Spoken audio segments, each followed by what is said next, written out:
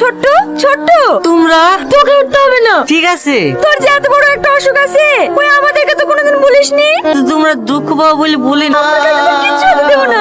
তোর অপারেশন করতে যত টাকা লাগবে সব আমরা ম্যানেজ করবো। কিরে, পারবো না?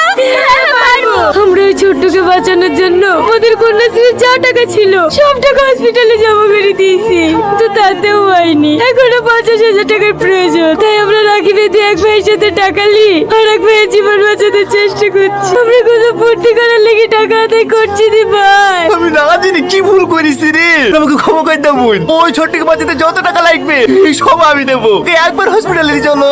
আচ্ছা ঠিক আছে, চলেন। এরপর আপনি কাল অপমান করে আপনার মন ভরেনি, আবার এক বাড়িতে চলে আসেন অপমান করতে। আমি না জানি না বুঝি তোমাকে অনেক খারাপ খারাপ কথা বলেছি, তুমি আমাকে ক্ষমা করে দাও। আর ক্ষমা, যাকে বাঁচানোর জন্য টাকা জোগাড় করছিলাম তার অপারেশনটাই তো করাতে পারলাম না। এই রীতি, রাতে ছোট্ট অপারেশন হয়ে গেছে। ছোট্ট